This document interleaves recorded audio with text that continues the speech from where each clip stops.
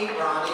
Mr. Lieberson is here. He's going to talk about the Holocaust Awareness Museum, which is sponsoring our event here.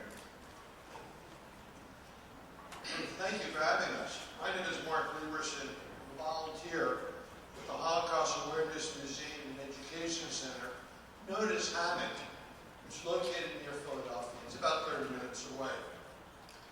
Our museum is America's first Holocaust museum, which was started back in 1961 by Holocaust survivor Yakov Ritz, who lost 83 family members to the Nazis. Our museum's mission is to have Holocaust survivors share their stories with students, you. We believe it's important to give you the opportunity to learn history, not just through textbooks, but through actual eyewitnesses. When we host the program, you got to realize you folks, being the 2025 now, are the last generation to be able to meet an actual survivor from the Holocaust and to hear their survivor story firsthand. It becomes their story, it becomes your story to tell once you hear their story. It's your responsibility as a result, we firmly believe at HAMMOC, to speak up when you hear some injustice or anyone denying the events of World War II, the Holocaust. Now, we brought hundreds of survivor programs to school all over the world because we believe education is stronger than hate. We find that once you hear this message, you, the students, will be inspired not to hate others. And even though they've lost everything, their families, property, identity, their childhood, Holocaust survivors teach students that hate can only destroy themselves. The Holocaust survivors and speakers we currently have were children who survived. All the adults that were there in the late 30s and 40s are no longer with us. During the Holocaust, the Nazis murdered 94% of all Jewish children in Europe, and only 6% survived. If you were 12 and under, you couldn't work as a slave for the Nazis, you were simply put to death. Today, you will have the opportunity of meeting one of those children who survived the Holocaust. I want to thank you again for having us, and I'd like now to introduce to you Ronnie Breslow.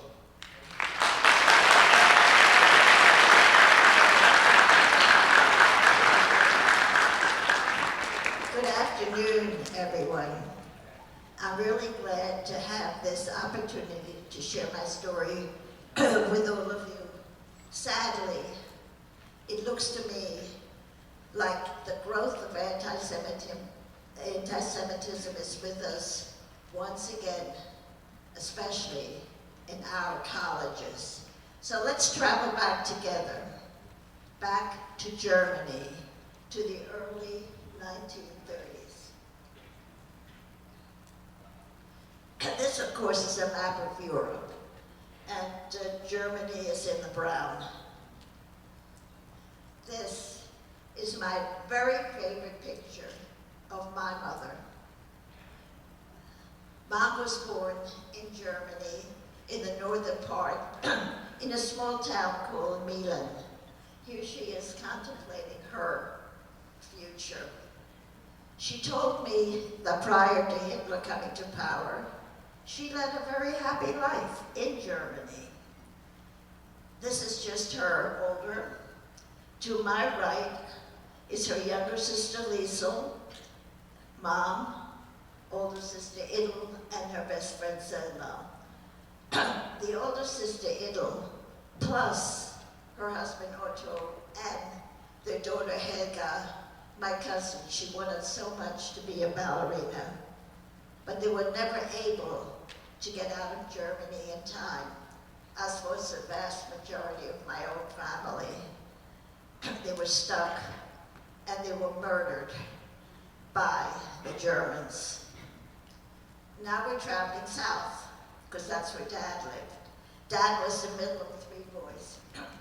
To my right is my father. Next to him is younger brother Willie, and there was an older brother Sigbert. All three served in the German army during World War I.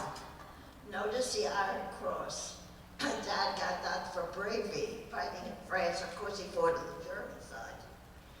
Their engagement picture. This is our home. Now, 1933, and Adolf Hitler becomes the Chancellor of Germany. He never hid his dislike for the Jewish minority, even though we're less than 1% of the German population. The vast majority of Germans adored him. There were huge rallies all over Germany in Hitler's honor. I was born in Stuttgart, that's the south of Germany. It's a big city, but lived further south in a much smaller town called Kirchheim. Could you lower the lights in the front here, like glaring? Where I'd appreciate it. Just in the front a little bit. This is our home in Kirchheim. The first floor was sort of a dry goods store.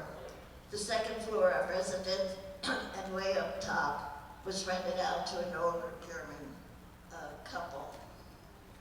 This is just another, this is still our home in Kirchheim. It's just the red arrow is our house.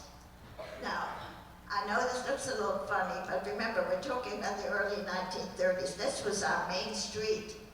And I remember shopping with Mom many times. Mom explained to me that almost on a daily basis, there were big celebrations when Adolf Hitler became the Chancellor in Germany. The vast majority of Germans were absolutely delighted that he was their Chancellor. Now, in 1935, the Nuremberg laws were passed, and they were 100% against Jewish people.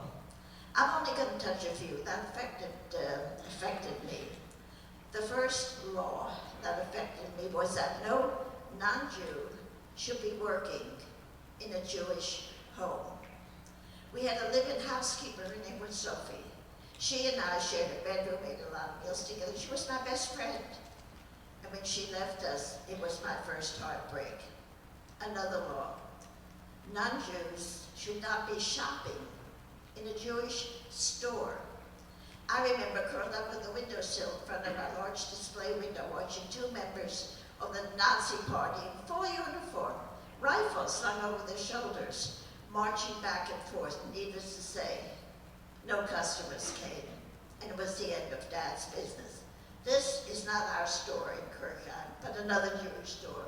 And you can see to my left, standing there, a member of the Gestapo, and on the other side as well. And I'm sure he lost his business too. I mentioned Sophie a moment ago, our housekeeper. To my right is Sophie, and next to her was Hedwig, just a teenager who took me for walks. The little person, that's me. Now, I put this in on purpose. This is to show you that prior to Hitler coming to power, I too led a nice life in Germany. There was a big holiday called Fastnacht, a little bit like our Halloween. Only in Halloween we go to different homes to get candy. The Germans always liked parades, so they had big parades on Fastnacht. And some of the women wore big aprons with candies that they put in the pockets of the, they see someone like me, they threw candy. I kind of like that holiday. This is my kindergarten. I'm in a circle. First day of school, everybody got this cone. It was filled with candy, so you would have happy years in school. Now, the final Nuremberg law that I wanted to share with all of you was, for me, the most dramatic. That no Jewish child would be allowed to continue attending public school. I was in first grade. One day, the teacher called me to her desk and told me, "You can't come back to school because you're a Jew." I found this devastating. I couldn't understand what was different about me from the rest of my classmates. Excuse me. Possible to turn their front lights out. It's like a glare. Oh, much better. Thank you so much. Thank you very much. I went out into the schoolyard, and the friends I walked to school with that very morning had left without me. By the way, I was the only Jewish child in the class. For that matter, I was the only Jewish child in the entire school. So the only one affected. And the only ones left in the outside in the schoolyard were just some young German boys who followed me home, taunting me all the way. But I also had a very best friend, Marianne. She waited for me that terrible day. She walked home with me, tried to comfort me. I never saw her again after that day. And I finally asked Mom, what happened to Marianne? Why did she also stop playing with me? And Mom explained, when her dad came home that night and discovered she had tried to make friends with me, a Jew, he took off his belt. He beat her, making her promise never to speak to me again. And after that, I was totally boycotted because my former friends, nobody spoke to me. I was really totally, completely isolated in Kirchheim. I had no school to go to and no friends to play with. 87 years later, I again heard from Marianne. What had happened was, I had been speaking to German kids for years, verbally, virtually, of course. And somebody in Kirchheim wrote an article about me. She read it in the press and saw her name mentioned and told her brother, this is my friend, I remember Renata. And he told the teacher, and the teacher called me and said, would you like to see Marianne again? And I said, sure. So virtually, we met again just a couple of months ago. You know what? She changed. She got older looking. I wonder if I did too. At any rate, it was nice to talk to her. But now let's go back to the 30s and back to Germany. Meantime, my parents were trying to get, well, first came Kristallnacht. I want to tell you about Kristallnacht. November the 9th and 10th, 1938. In English, it was the night of the broken glass. That night, we Jews lost all of our civil rights and our civil liberties. Old Jewish men in their 80s, 90s, actually dragged from their beds, dumped into lorries and off to concentration camps. Over 1,000 synagogues were burned to the ground. I don't think you'll be surprised if I tell you that the Jews wanted to leave Germany as quickly as possible. But here was our problem. We didn't know where to go. There was no Israel to go to. There was Palestine, under the jurisdiction of the English government. Now in 1934, my parents had gone to Palestine to visit They left me in a camp in Germany, and Dad wanted to stay. And Mom wasn't quite ready. She said it was awful. At that time, Palestine was really poor. There was malaria, there were all kinds of problems. But Dad thought, I'll buy a piece of land in Palestine, and maybe someday we'll have to go back. So he bought a piece of land. After Kristallnacht, my mother was more than ready to go to Palestine.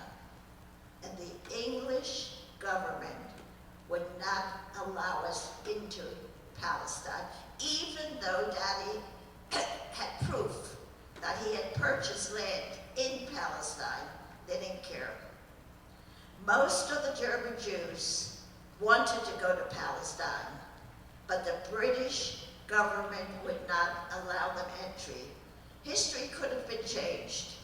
The Holocaust might have been averted if we'd been able to go to Palestine, which of course later turned into the state of Israel and was free for the Jews to go to, but not when we needed them, not in 1939. My father, who could trace his ancestry way back to the 15th century in Germany, had in his possession his grandmother's Bible. On the back pages of the Bible were names and addresses of family members that had left Germany throughout the years. He wrote to all of them, pleading with them, please help us get out of Germany. He got one response from a very, very distant cousin, Henry Katz, right here in America, lived in Philly, in Germantown. Henry Katz was married to a Quaker, had no children, and he wrote Dad that he would help him come to America. Of course, these things take time. One day, while my parents were once again discussing where we're going to go, what country will take us in, when Dad gets an unexpected phone call from a former classmate. He now owned a travel agency. And he told Dad that there was room on a ship going to Cuba. Somebody had just passed away, that was why there was room, but only for one person. Now, as much as Dad wanted to get out of Germany, he didn't want to leave Mom and I behind. It was my mother, in her wisdom, insisting, Dad, get out of Germany. And he left. Now, before he left, he had to sell our home. Years later, he told me, of course, there were people in Kirchheim perfectly willing to purchase our house, but somehow the sales didn't go through. And that was because the head of the Gestapo in Kirchheim also wanted our home. One day, they called him into Gestapo headquarters, asked him to sign papers. He read them through and realized he's almost giving his house away, so he protested. They laughed at him. Don't sign the papers. But the papers you need to get out of Germany legally, we won't sign. Of course, Dad signed and left. Now, Mom and I were homeless. So we moved back to Stuttgart. In Stuttgart, Mom rents one room in a boarding home, but she had already purchased 2 more tickets to go to Cuba to be together with my dad. And our ship was going to leave June the 1st, 1939, to go to Cuba from Germany. One day she gets a call from her travel agent and he says, there's so many German Jews going to Cuba. We set up this big, beautiful liner. It's going to hold 1,000 people. It's going to leave May 13th. Would you like to change your reservation? And Mom immediately said, yes. Just as a point of information, the ship we were going to take June the 1st never even left Germany. So, May 13th, 1939, we boarded a ship in Hamburg, Germany, called the St. Louis. Anybody ever hear of the St. Louis? Oh, few hands. Very good. Meantime, the situation in Germany for Jews was getting worse on a daily basis with the help of the German people. Now, you can see our passport has a big J for you, no Jew. One day, they passed a decree, and suddenly, every Jewish male got a middle name, Israel. And so did every Jewish female. Sarah, you can see here, Ellie, Sarah, Rudlinger, courtesy of the German government. And that's that. If you can read it, Gustav, Israel, Rudlinger. I'm together with my mom. Now the voyage itself, oh, by the way, we all had to, in addition to everything else, purchase extra legal lending certificates. Now these legal lending certificates were signed by Cuba's Minister of Immigration, and they were our legal right to enter Cuba. The voyage, as you can see, starts in Hamburg, going all the way to Cuba, and you can see it takes over a month to reach our destination. There were 8 decks. There were 1,000 people on that ship, and 8 decks for me to explore. I was 8 years old, and Mom had told me we're going to Cuba. I couldn't care less, but she added to be with your dad. And I was always a daddy's girl, so I was delighted to be with my dad no matter where he was. As I said, there were 8 decks to explore. There was a huge toy room, all kinds of toys and games in it for me to play in. 2 swimming pools, one for non-swimmers, and that was me. A few days before we arrived in Cuba, our captain, who later became my hero, Gustav Schroeder, who incidentally, for you guys who aren't so tall, he was 5'4", but to me he was 6'10". He was my hero. But first, he gave a ball for the customers on the ship. And my mom was getting ready to attend the ball. I wanted to go too. I didn't know what a ball was. I assumed it was some kind of party because she was putting on a gown. Mom explained this is for adults only and insisted I put on pajamas and go to bed. But when she left, I got redressed. I remember going down a wide corridor. I could already hear the orchestra playing Strauss waltzes, which were very popular in the 30s. And looking down one of the stairways, I actually saw the ballroom and people dancing, and that's Mom in the center. And in retrospect, I can understand why they appeared to be having a good time. They got out of, and the only word I can come up with is hell. When they left Germany, they strictly got out of hell for the Jews. And they were now going to be free. They were going to their freedom in Cuba, so they had a lot to be happy about. Our day of arrival in Cuba, I was very excited. Not because we got in Cuba, but because I was going to be together with my dad again. And that's what I was so happy about. The ship got there very, very early, around 5. We had a very early breakfast, Mom and I, in the ship's dining room, and the loudspeaker beckoned us on deck. We looked overboard, and there was my father in this tiny little rowboat, waving up at us. I'm sure I waved back. Later he told me that he'd been so anxious to be with his immediate little family. That was Mom and I. He couldn't wait, so he stood vigil on the shore in Havana throughout the entire night, waiting to greet us as soon as our ship docked. So when our ship docked, he paid a Cuban to roam as close to us as he was legally permitted. And he was just as happy to see us.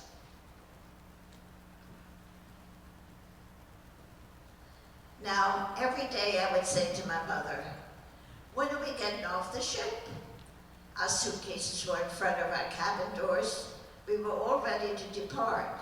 And each day she would respond, "Tomorrow." Now I have to give you some history, some background, so you know what the heck is she talking about. What had happened while we were in Cuba, the Cuban government would not let us out of the ship. We were stuck on the ship in Cuban waters, and the Cuban government wouldn't let us get out and come to the land. What is not mentioned very frequently is that following the St. Louis were two other ships, I think three, I'm positive of two. We were even in a race with one. The other ships had German Jews on them, just like us. And the captain of the other ships, when they saw we're stuck in Cuba, we're not moving, they turned their ships around. So we're now talking of thousands of people. They headed back to Germany. And it took me an exceedingly long time. What in the world happened to these people? What happened to them? I learned, finally, when they arrived in Germany, the German government wouldn't let them in. Their excuse was, "You left, you're not coming back." And all of them were immediately taken to concentration camps. And I have no clue as to what happened to these poor people after that. Just forgotten in history. Back to us.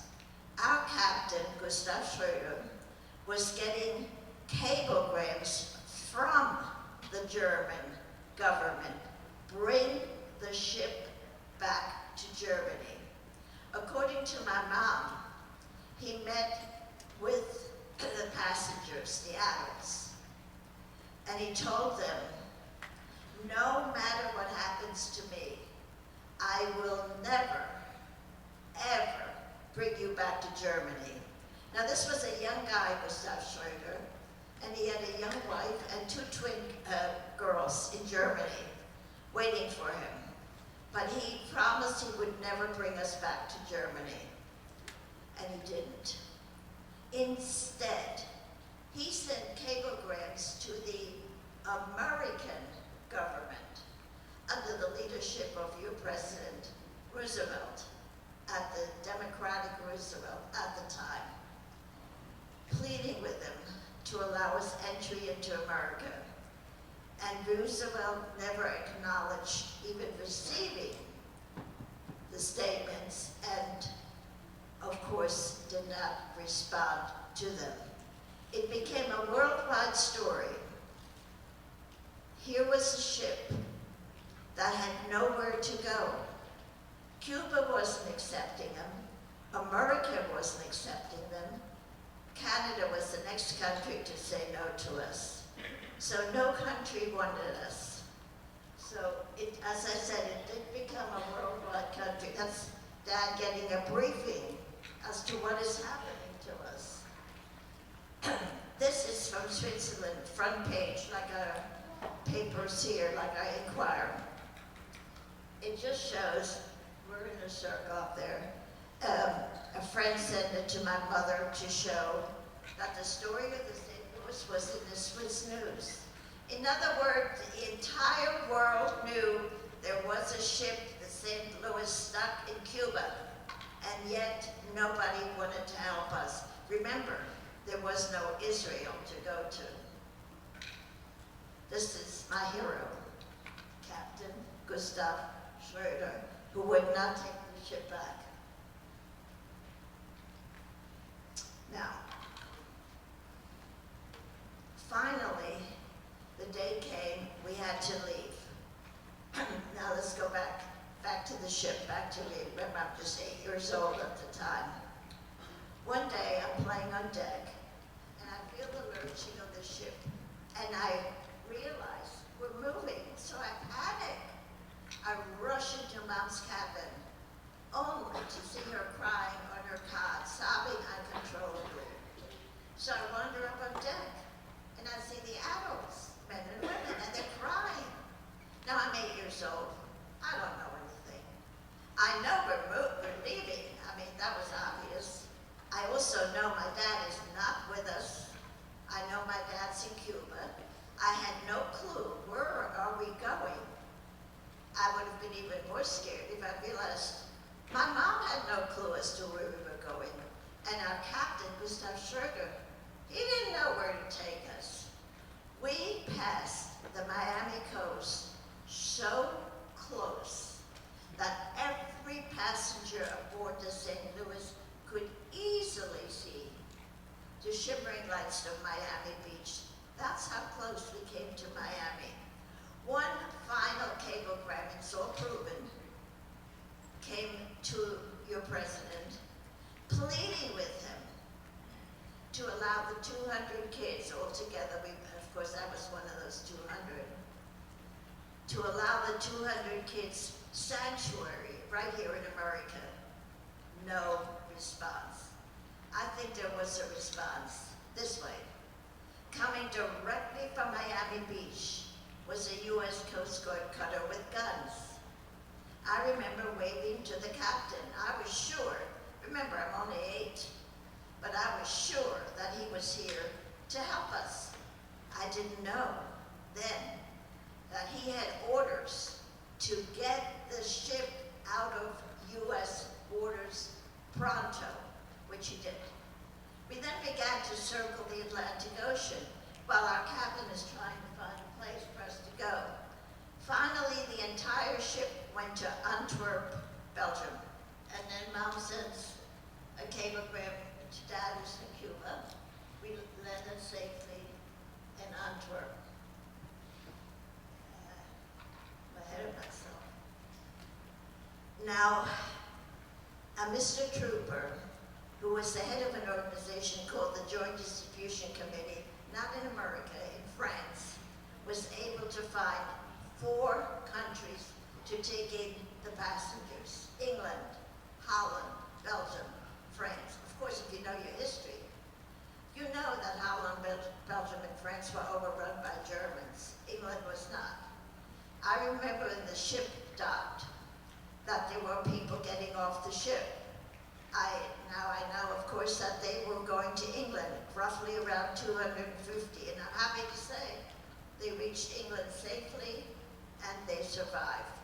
Mom and I went to Holland, and I remember as we were boarding a smaller ship, 181 of the passengers went to Holland. Holland only took those that would be able to come to the U.S. soon after. We had already been vetted in the sense that we were allowed to come to America anyhow 2 months later. So 181 of us went on a much smaller boat, and I still remember the canals and the people standing on, it was a very, very hilly country. And as the small boat passed, they all waved at us and they all cheered us on, which made me feel good in reference to the Dutch people and their kindness. We went to Rotterdam, and in Rotterdam, we were placed in a detention camp. Now, of course, I know that there's a big difference between a detention and concentration camp. Our detention camp had a barbed wire fence, a guard at the gate with a gun. You were stuck in this one spot. Now, my mother and I were separated. She was put in, they called it an adult compound. They put me in what they called the children's compound. And all I remember about the camp was, A, I was always hungry, just wasn't enough food. And it was a filthy, filthy camp. Come November, we're still stuck in this camp, and it's really, really cold now because we're in Holland. We're not in Cuba where the climate was so much better. Mom, this is just obviously not 181, but some of Mom's personal friends at the camp. She borrowed me at the time. My uncle, who later on walked to Shanghai illegally, which is an interesting story, was still in Germany, and he sent me a note. And 2 months later, my dad, legally, no problems, came to America from Cuba, which we could have done too had we been in Cuba. And he writes that I landed safely in Miami, and I'm going to Washington to get papers to bring you over, because legally we were allowed to come to the US. And then I'm going to get an apartment in Philly. I thought he was very optimistic, because we're stuck in a detention camp and he's getting an apartment for us.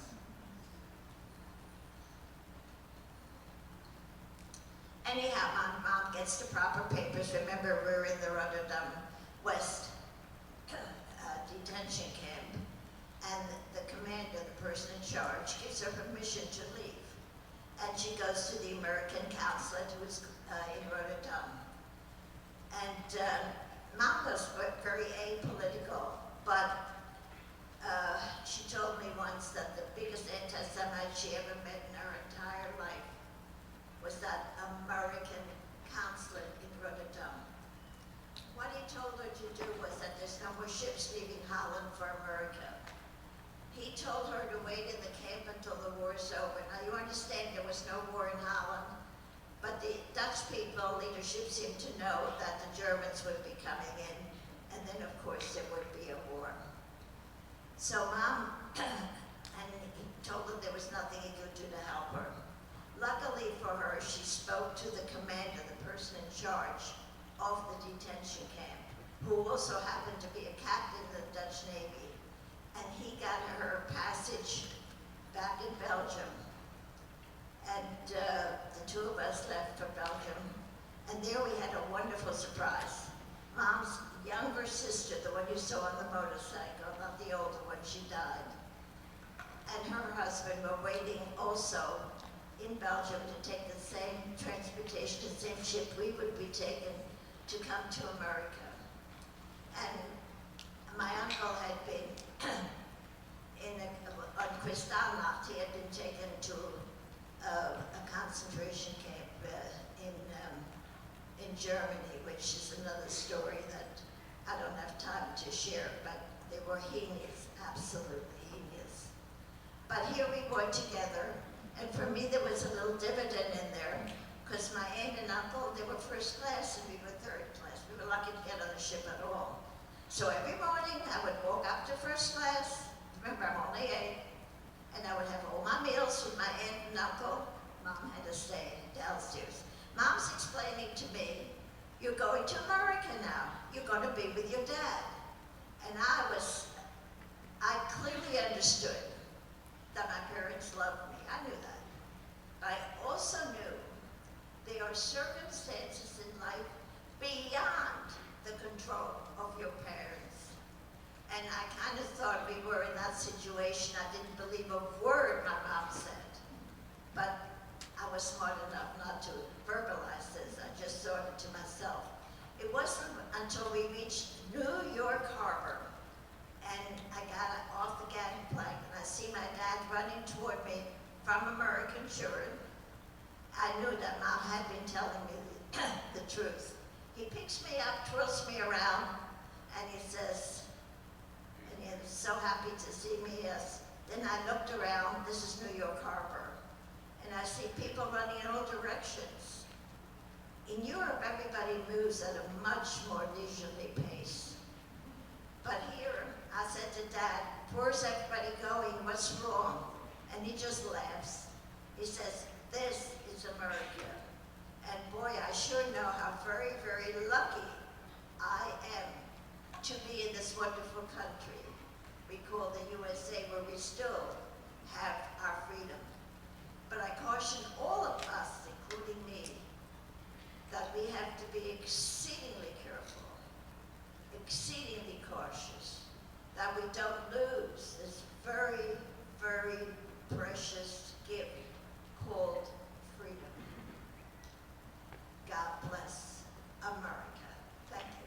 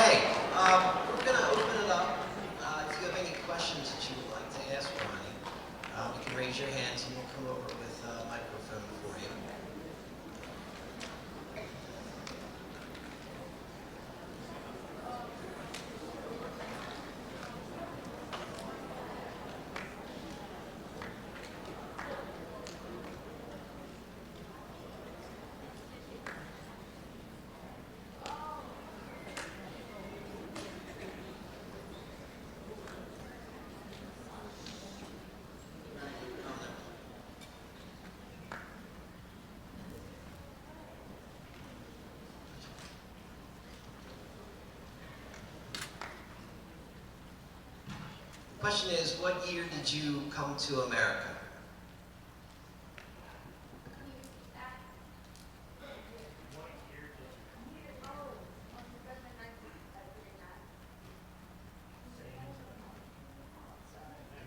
I came to the USA in November 1939.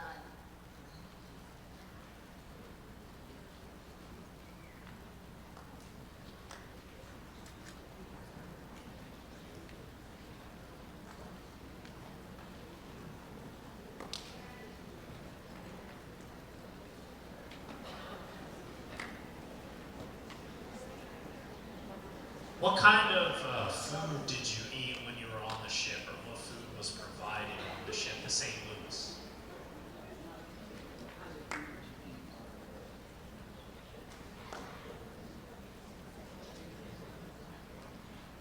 The St. Louis was a luxurious liner. You had to have a lot of money to even get on the ship. So the food was very good. Of course, I don't remember exactly what I ate, but it was very good, except near the end, when we were forced to leave Cuba, the captain was not able to get new supplies on the ship because he was supposed to go back to Germany. And if you recall me telling you, he refused to go back. He just began to go from port to port to port. So then we had less food. What kind of food, I don't remember. I remember the camp, in the detention camp, we got a plate of horrible food. It was really, but if you're hungry enough, you eat anything, anything you're given, and there were never seconds. And I was always hungry. But the food in St. Louis on the ship was good.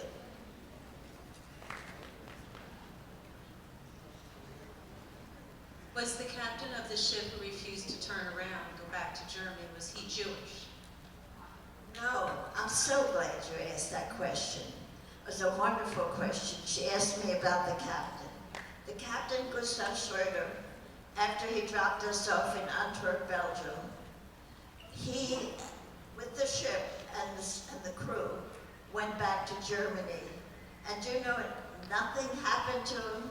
Now, of course, he lost his job. Well, he knew that. They had told him that he would lose his job. He wasn't following the orders of the government. And even though he lost his job, he was able to get a lesser job. But to me, the interesting part was, during the war, when Germany was being bombed, World War II, that included him. And the passengers, those that came to America from the St. Louis, even though we had very little money, we were poor ourselves, put away what we could and send it to the captain so his life would be made easier. Every passenger from the St. Louis that came to the U.S. Supported us in that aspect and helped us. They were only too happy to be able to help him. But he really didn't lead a bad life. There were really very few people who did not obey the orders of the German Reich. That's one thing about the German people. They were quick to obey. Thanks for asking that question. I have a question real quick from another teacher. Given what happened to you in Germany and the mistreatment of you, did you ever have any anger, animosity, or even hatred towards Germans who mistreated you, towards people who were in the same country as you but treated you as other? Did you ever have an anger about that? And if so, how long did it take you to get over that anger? Because of course something as traumatic as that might cause someone to feel angry about those people and how they mistreated them. Not anger. I mean, I was fully aware that the people coming up, the children and so forth, had no control over what the elders did. But very sad, because, and I feel that even more as I got older, I lost almost my whole family. So missing my family. My grandmother, for example, was one of 8 or 9, and they had large families back then. And most of them had not been able to leave Germany in time, so they were killed. We tried our best to get Helga out. She was 17, and my mother put forth, she was getting letters from her sister, her older sister. It'll bring her out. What the heck are you doing? Why aren't you bringing out, you know? And my mother felt so bad. It was very, very hard to bring her into this country, to be accepted here in this country. And we sent money. Each letter had to include money. You never got the money back. You just got, no, we can't send her for that reason. And at the very end, she had just turned 18, which they got a final letter. Unfortunately for me, my mother was so angry that she tore it up into little pieces. I would have loved to keep that as proof to the US government, what happened in Germany. They said she had just turned 18, and therefore she was now working for the German government. This is a Jewish, was working for the German government. They couldn't spare her, and that's why she will not remain a German citizen. I traced that down later with the Red Cross. I couldn't imagine. I knew that she wanted to be a ballerina. I had already watched one of her plays, and she looked to me as a little girl, very good. What the heck was she doing for the German government? And I learned that she worked for the German Red Cross for about a month, rolling bandages. It didn't keep her from going to the same concentration camp her parents went to, and she was murdered with them. I even have a letter at home which gives the numbers that they were given. Some camps gave out numbers. She got a number and everything, and I thought, God, all she wanted to do was be a ballerina, and she was able to come to the U.S. Mom had to, pay for everything, and they wouldn't let her go. Have I answered your question?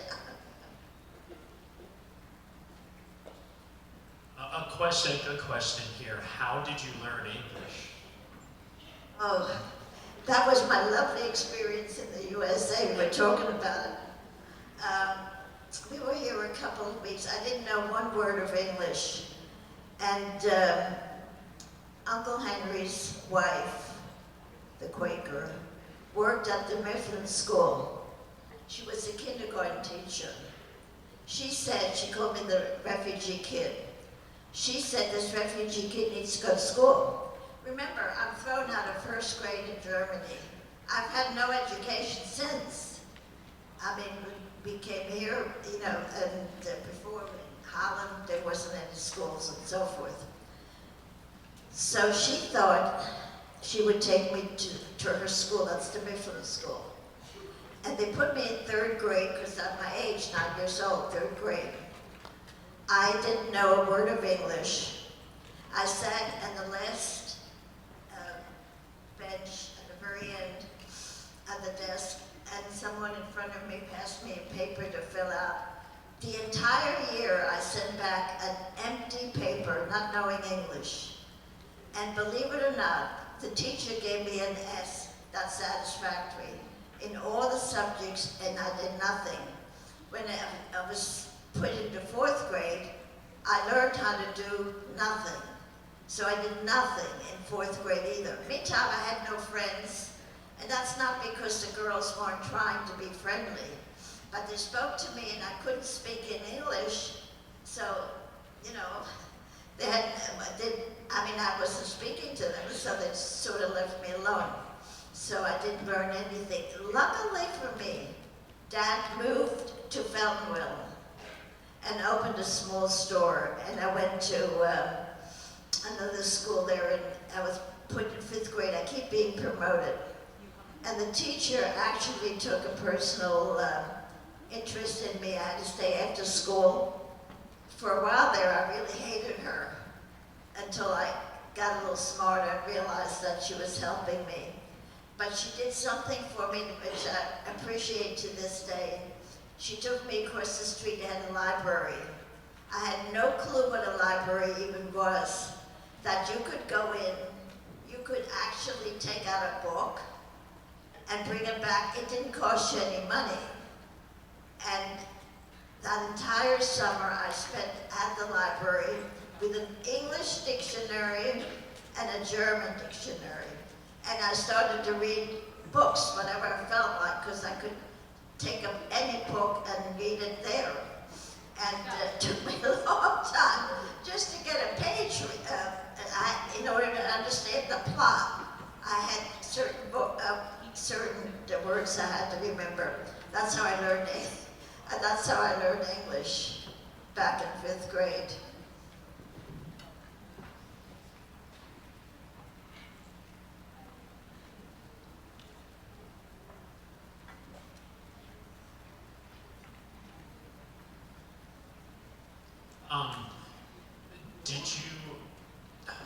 How much did you miss your life in Germany, and did you ever want to go back, like, after the war was over? I never had the desire to go back to Germany. I wanted to close that page up permanently. But I ended up marrying a German Jew. I didn't know he was from Germany until we were already going together for quite a while, before we talked about the past. And he went back once, and he wanted to take me with him as he went back to Germany. He had a totally different experience. So I told him if I could go to Holland to the detention camp, not Rotterdam West, they closed Westerbork, in Franklin, where I was going to be sent, I would go with him. So I did. I went to he took me to Holland, and then I went that one time back to Germany.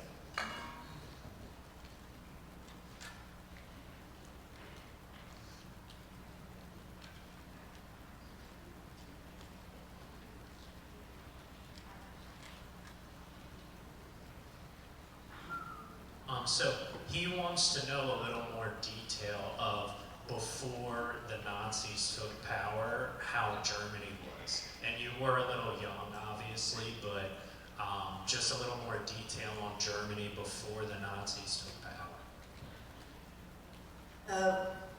Remember, I was just 7, up to 6, and once I was thrown out of 1st grade. Germany became another place for me. It became a place where I felt totally isolated.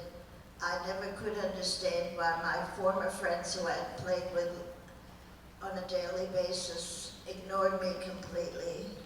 So I saw it in a different light. And when I went to, again, Walter's, when they were still in Germany, one day we were sitting in the living room, and they were trying to decide whether I should go to the store. What happened, among other things, Jews were not allowed to shop in a non-Jewish store, and the grocery stores were all non-Jewish. And my aunt needed some bread. I'll never forget this.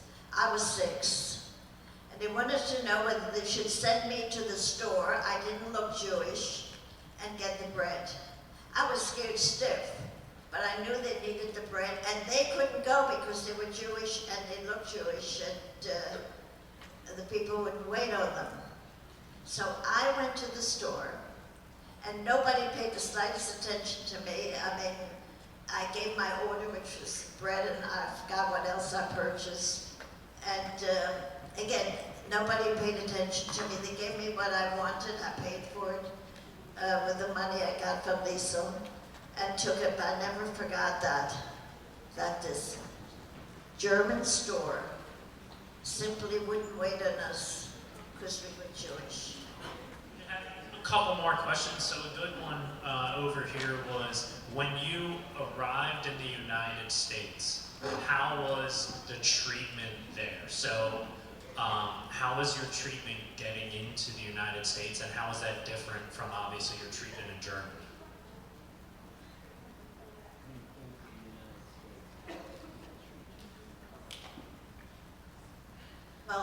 first of all, we got no help from anybody. No government help like they do today. When I went to school, for example, when the other kids were having lunch, there was a lunch hour or something, I was upstairs on the outside in the, where the kids usually played. I had a chance to take some water. They had water fountains back then. I remember getting some water.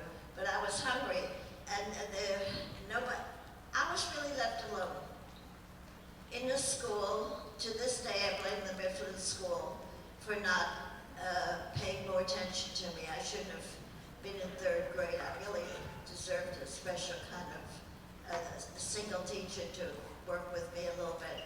So I was ignored, but I was used to being ignored because I've been ignored in Germany. So I can't say anything good about the particular treatment that I had at that time until we moved.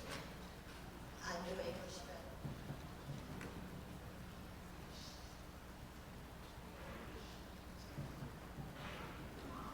How many days were you in Cuba on the St. Louis?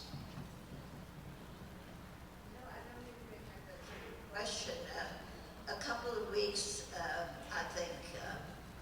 It became a worldwide story. The entire world knew there was a ship, St. Louis, with almost 1,000 Jews on it. Supposed to go to Cuba, paid to go to Cuba. This is not a freebie.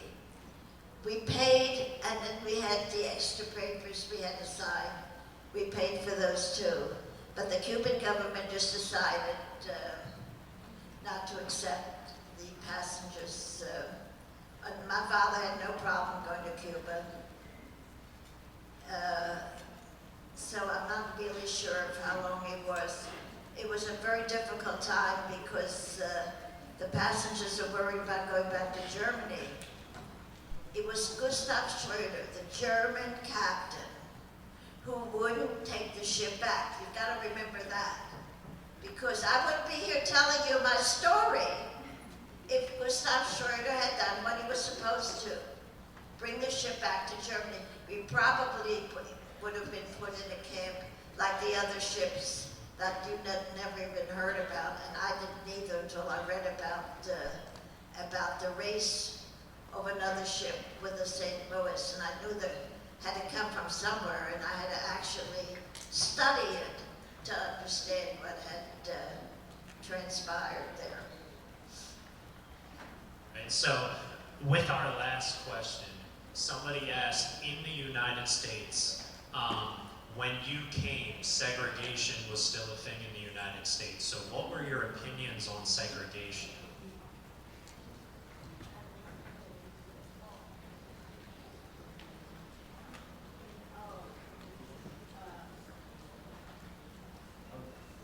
Remember, I was more concerned about myself than survival of another set of people. I didn't know anything. I had never even met there were no black people in Germany at the time. They weren't allowed into Germany at that time period. So I never even met black people. They were not in the, if they were in the Mifflin School, I just didn't really notice or pay attention. You have to remember that with the kid, whoever asked the question, that I didn't even know the language. So I had no clue as to what only you don't know the language, you can't read a paper, you don't really know what's going on. And my parents spent their time talking about the people they had left in Germany that they were trying to get out, such as Helga. I gave her as the example. But that's all I heard at the dinner table. We can't get her out, and my mother's crying and sending the proper papers and we started our own club, a German Jewish group from 1939 with a small bank in it, and not federally, not that kind of, but some people, the German Jews put the money in so that we would have the money, not just us, but others, to be able to send the proper papers to the German government, who only wanted the money, you understand, to to get people out of Germany. Very, very, very difficult. One last time, please give a big round of applause.